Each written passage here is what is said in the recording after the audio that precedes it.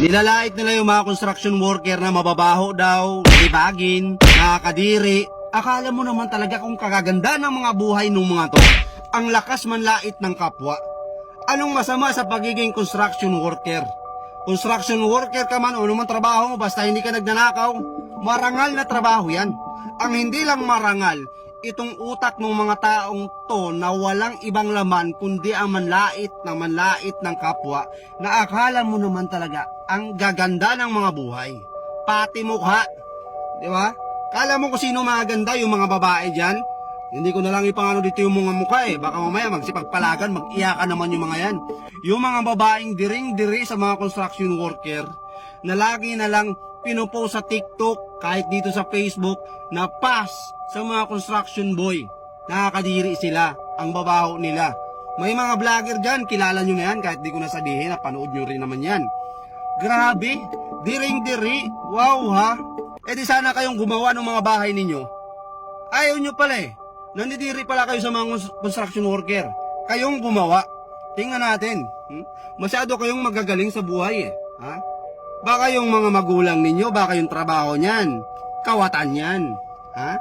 Baka yung pinapakain sa inyo ng mga magulang nyo, ang ganda ng trabaho ng mga magulang nyo, pero lakas naman mangawat. Ha?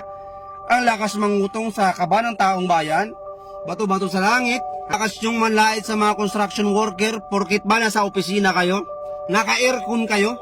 Hindi kayo naiinitan ng araw. Maganda yung mga uniform nyo. Kaya feeling nyo, ha? Kayo na yung pinaka-mayor dito sa mundo. Trabaho nyo na yung pinaka-malupit. Lakas yung manlait sa mga construction worker. Baka nga, sagad kayo sa utang ha?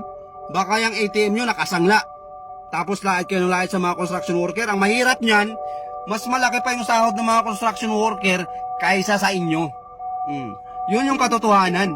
Yung mga construction worker na yan, pag skill ka, mason ka, karpintero ka, magkano yung mga arawan ng mga yan? Nangungontrata pa yan.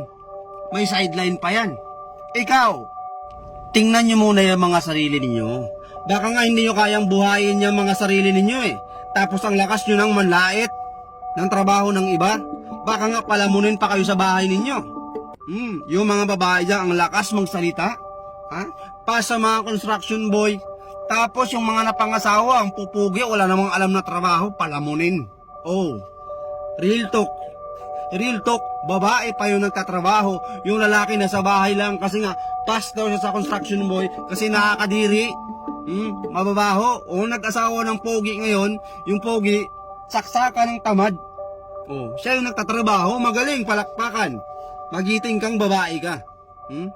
Yan tayo Bago mo tingnan yung kamalian ng iba, tingnan mo muna yung sarili mo.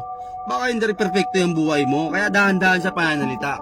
Ito shout out sa mga TikToker dyan, sa mga babae dyan na akala mo kung sino maganda, na lagi nalang pinapangalantaran na pa sa mga construction boy, mababaho sila, kadiri sila. Huwag kayong magsalita ng tapos, kaibigan, mga girls. Baka nyan, pag nakapag-asawa kayo, baka may hirap na hirap pa kayo sa buhay. Huwag magsalita ng tapos.